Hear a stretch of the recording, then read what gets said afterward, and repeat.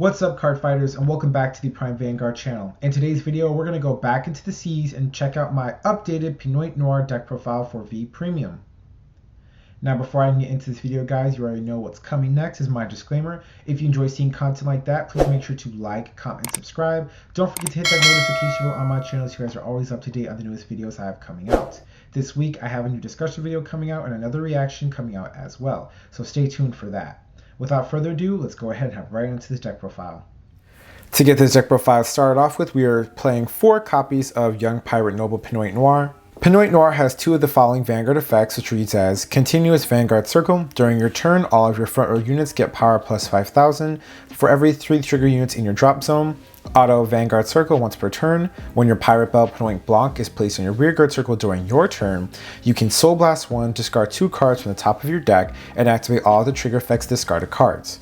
Pinot Noir, the one thing that makes it good and consistently has made it good, like I said in my last video, is the fact that throughout any period of the game, this card is consistently getting better. The later game, this card gets a lot of power to the front row, and because you have Pirate Belle Pinoy Blanc in your drop zone that you can access via other card effects, you always have access to a multi-attack strategy. You can go to 4 to 5 attacks in a turn depending on what CB you have available, but the additional 5k power to your entire front row is the best feature about this card, because that means that any card that we have for our first wave of attacks will always hit a magic number against our opponent's force clans. And in this current meta right now, with Gear Chronicle being the main force deck that everybody's playing, with everything else, that's extremely important to have, because even our grade 1 units that I'm going to showcase that have changed now are aggressive attack pieces, meaning that we're always going to be able to hit those magical numbers and tempo out the game. An important factor of this deck that has changed from the last video that I made is the fact that this deck is no longer a slow, grindy kind of defensive deck. This deck is now changed into what I like to call a tempo deck. The new support cards I put into the deck after playtesting for so much has allowed me to play a tempo-ish sort of style, which means that in certain matchups, I have the option of choosing to play very aggressively. I can use these new skills that I have to me and play very aggressively by milling out more and just pumping up the front row from 5k to 10k per every single turn and powering up my drop zone with more cards, so I always have access to those 10 drop zone skills. The new additional cards we have in there also count the number of cards we have in our drop zone, so that will matter, meaning our attacks are going to get stronger and our effects are more reliant on what we have in the drop zone and how much we have in the drop zone. So that means that the speed of the deck has changed because those aggressive skills now I have access to versus the defensive way I was playing before. But I have access to that as well, which is why I like to call this a tempo deck now. New grade 2, I am playing 2 copies of Dragon Undead Skull Dragon. Dragon Undead Skull Dragon has the following effect of Continuous Hand, this unit cannot be normal called. Continuous Vanguard Rearguard Circle, during your turn, this unit gets power plus 2,000 for each card in your drop zone. Auto Rearguard Circle, at the end of the battle that this unit attacked, retire this unit. So Dragon Undead Skull Dragon is without a doubt one of the most popular supporting grade 3 units in granblue V Premium Clan. Getting additional 2,000 power for every card in your drop zone will also be in grade 3 is amazing. This card always hits for high power numbers at any period you call this in the game. I also got tired of running 4 grade 3s in this deck and I wanted to play something else. I didn't want to play Cocytus, Night Rose, or Beatrice because all those cards have their own individual problems that don't synergize that well with Pinot Noir. So I had to pick a supporting grade 3 that was going to help him, but also was strong enough to be on Vanguard in case I ever were to ride it, which I've never had to do because of how consistent this deck is. But if anything, I'd rather play this. Moving on to my grade 2s, I'm playing 1 copy of Jessie The Ghostie. Jessie The Ghostie has the following effect of Act Drop Zone, cost retire 2 rearguards not named Jessie The Ghostie, and call this card to the rearguard circle. This ability may only be used by a card with the same card name once a turn. Auto Rearguard Circle, when it attacks, this unit gets power plus 5,000 to the end of that battle, and at the end of that battle, retire this unit, and if you're not countercharged from the ability of Jessie The Ghostie this turn, countercharge 1. I'm still playing 1 copy of Jessie The Ghostie. I understand that King Serpent has been released, but between these 2 cards, Jessie was just better. The problem with King Serpent is that yes, that card gives you a soul charge, so you can add more versatility into your deck because you have the extra soul to play, but King Serpent requires too much to get it going. The soul charge ability you only get if you call it out from the drop zone, which means I have to play another card to do that because we don't call it from the drop zone because of our Vanguard's ability. The second effect of the counter charge only happens if you have no more damage face up or 1 or less damage face up to my knowledge. It was too much to get that card going, and at first I thought it was going to be a better consistency piece for Pinot Noir, but it ended up just being a hassle. I don't like cards that are hassles in my deck when I'm just trying to get extra resources. So yes, we don't have access to the extra soul, but that's okay because all of our soul goes to Pinot Noir anyway. And the countercharge and additional power from this card is just a lot better. In this deck, I take advantage of Protect 1 and Protect 2 in between matches depending on when I need it. So having additional power from this card on top of Pinot Noir's effect means that this card with those two benefits automatically becomes a 24k attacker and gives you countercharge. All of those benefits I just couldn't walk away from, so one Jessie was perfect. Plus the fact that this card resets the board by retiring the 2 Pinoy Blancs you might have in play or the 1 you might have in play is extremely important as well because we can set up for those extra attacks during the turn that we need it. And get the counter charge as well. Moving on to my grade 2s, I am playing 3 copies of Greed Shade. Greed Shade has the following effect of continuous Vanguard or Rearguard Circle. During your turn, if your drop zone has 10 or more cards, this unit gets power plus 5,000. Auto Rearguard Circle when placed, discard a card from your hand, put 2 cards from the top of your deck into your drop zone, and return a card named Greed Shade not from your drop zone to your hand. Greed Shade is one of the most popular granblue units. This card essentially says, call me out, get anything you want from the drop zone, and mill some more. The additional 5k power was something I mentioned before in my Pinot Noir video that matters now because we want as much power as possible. We want all of our cards to get powers that we hit magic numbers that are aggressive for opponent to deal with. With the new tempo style of this deck, we can choose to play more aggressively by putting more cards in the drop zone, which only makes this card better because the more cards we have in the drop zone, the more options we had to pick from and the more versatility we'll have access to throughout the game. That discard from hand does matter too because we're able to get rid of the Pinoy Blancs that we're stacking in our hand during our turn when we go first, so that this way we can set them up for the multi-attack turns while cycling out for extra pieces. The ratio is the only thing that you can debate in this deck because we are granblue. I definitely can see you taking out one of these to play something else. I can't think of what else you might play, but I'm sure that there are some options that some people might like to play more than others, but I think that 3 is a good number. For my next grade 2, I am playing 4 copies of Pirate Swordsman Colombard. Colombard has the following effect of Auto Vanguard Rearguard Circle. When placed, cost Counterblast 1. Search your deck for up to 1 card, put into your drop zone, shuffle your deck, and call it to 1 card from your drop zone to Rearguard Circle. This ability may only be used by a card with the same card name once a turn. Colombard is still the best right target for granblue. It is undeniable. This card essentially says Counterblast 1, search your deck out for whatever you want, put in your drop zone and call something else out.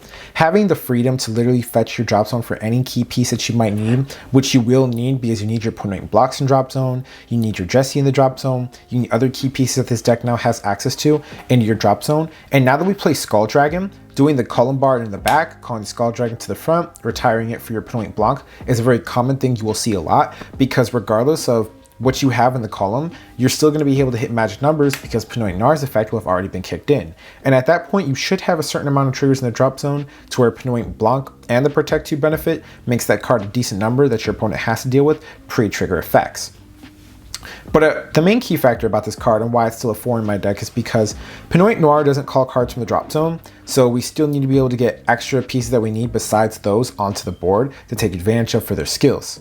For the MVP of your grade 2s, you are playing 4 copies of Pirate Belle Pinot Blanc. Pinot Blanc has the following effect of Auto Drop Zone. When your young Pirate Noble Pinot Noir is on the Vanguard Circle attacks, you Counterblast 1, retire a Rearguard, draw a card, and call this card to a front row Rearguard Circle. Continuous Rearguard / Guardian Circle. This unit cannot be attacked and this unit gets power plus 5,000 for every 3 trigger units in your drop. This card does everything that this deck wants you to do. You already need 4 of it maxed out for your Pinot Noir, but individually as a card itself, pure being able to give us the additional drawback for the rearguard that we've lost, we've called out from hand, and the additional attack is extremely important as well. That Pinot Noir benefit and the additional power you get means that you're always going to have access to 5 attacks per turn. Retiring the board as well to reset your other skills is good as well. The most valuable aspect about this card is still her defensive ability.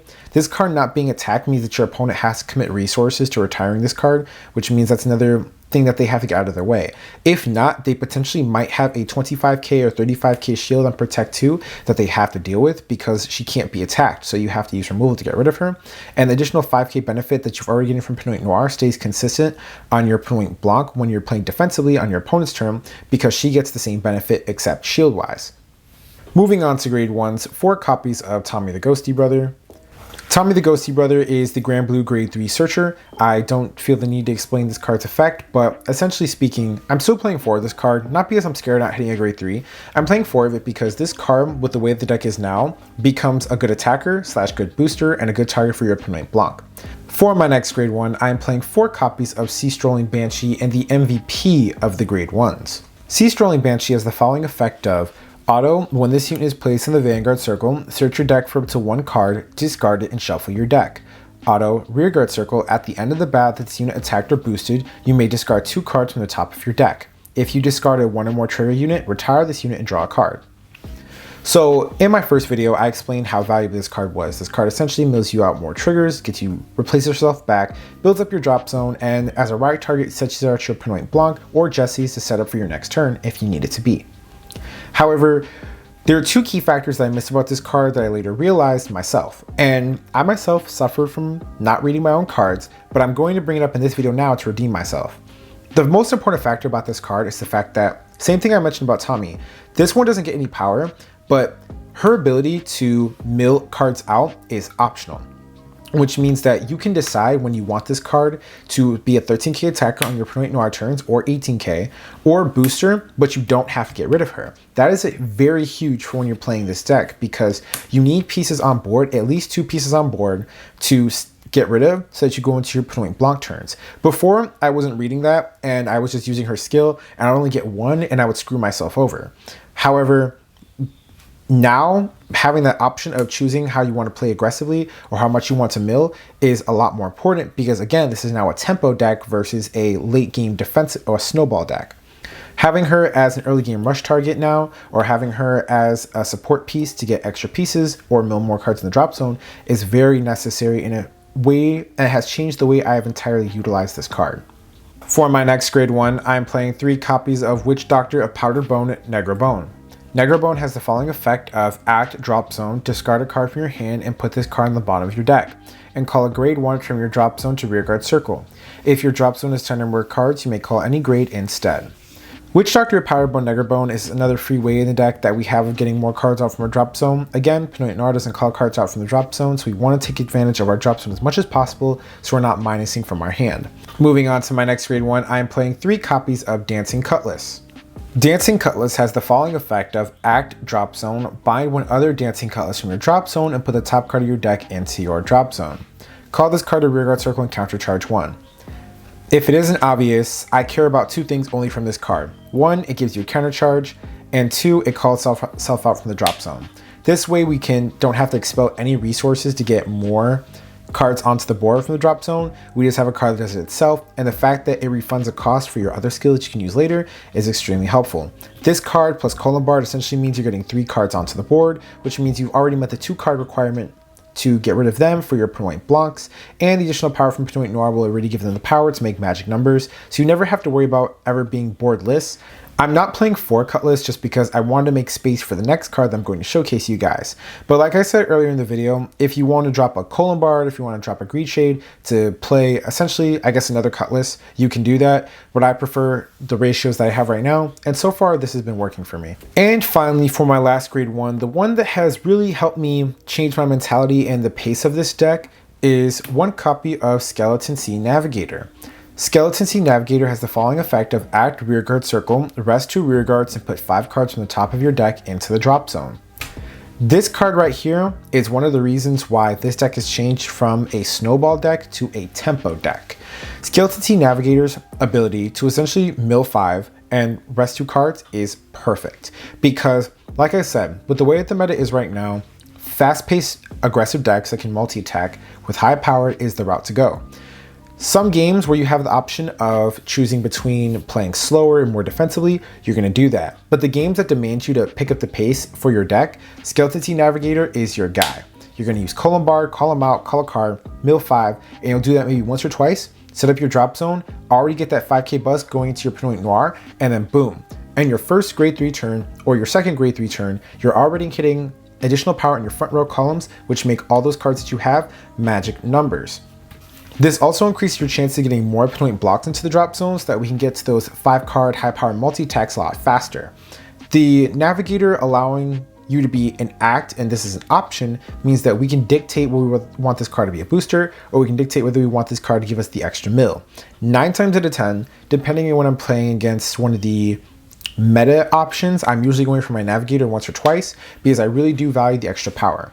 And because you're already playing a more aggressive strategy, yes, it's gonna hurt if you lose out on a lot of triggers fast, but doing it once or twice to at least set up for your Pinot Noir, or to set up that 10 card setup, or to get that 10 card setup for your drop zone, is extremely important. Because like I've shown you before, cards like Tommy, cards like Greedshade, Dragon Undead Skull Dragon that we now have available in the deck, and Negrobone are all cards that require you to have a certain amount of cards in the drop zone for them to matter. And Skeleton Sea Navigator, unlike in my last deck profile, allows us to speed up the process of that. This way we're not just waiting or playing a longer game to get access to those skills, we just have them right away thanks to him. So he has changed a lot. He has definitely changed the way I think and move with this deck. I will say that I think that 1 is just fine. I found that 2 was clunky, and I didn't want to... The cards that I was giving up for playing 2 wasn't necessary. I mean, if I first damage this card, yes, it sucks, but I'm not too upset about it. Because, again, it's a 1-up, so it rarely happens, but it doesn't happen enough to where I feel mad enough to put another 1 in here. So 1 is perfectly fine because you're going to only use this card maybe once or twice anyway. So Navigator being at 1 is just perfect for me. But it definitely has changed my entire mentality and approach to Pinot Noir. Moving on to triggers, I'm playing 4 copies of Strolling Banshee. This is your Heal Guardian. It's a must-have, and it's a must-have even more in this deck because since it is a grade 3 10k, it's searchable and you can put it in the front row, retire it with your Pinot Blanc and put another trigger there to potentially get more power on your Pinot Blanc multi-attack turns. Next up, I'm playing a total of 10 criticals. I have my 4 Night Spirits, I have my 4 Rough Seas Banshee, and I have my 2 copies of Rampage Shade. This is a protect deck, so I always have access to protect 1 or protect 2. Most games I go protect 2, however, unless the matchup requires protect 1. So the additional benefit of Rampage Shade being my critical Sentinel is perfectly fine. I do want to see criticals because I am doing a lot more high-powered attacks now, and to make those attacks matter, the additional critical pressure helps. Finally, I play 2 copies of the Draw Sentinel. Again, if I want to play Protect 2, I will need an absolute PG to save me once in a while. So Gustion, being at least 2 of him in the deck that I always know that I can rely on, is very helpful for me. And then lastly, my starter is Undying Departed Grenache. Pinot Noir as a deck has definitely changed a lot. I definitely feel like this deck is still very underrated. I think as a tempo deck is where it performs better at versus a slow kind of grindy deck because of how the meta is. Being able to do multi-attacks, build up extra power, have access to different defensive units as well, and being able to take advantage of Protect 1 or Protect 2, whether you need them depending on what matchup you have, gives this deck so much versatility. I actually think that this can be a rogue contender for the current meta, in my opinion. But that's it for today's video, guys. Thank you so much for watching, and stay tuned for the other videos I have coming out. If you enjoy content like this, please make sure to like, comment, subscribe, and don't forget to hit that notification bell on the channel. It really does help. I'll see you soon. Peace.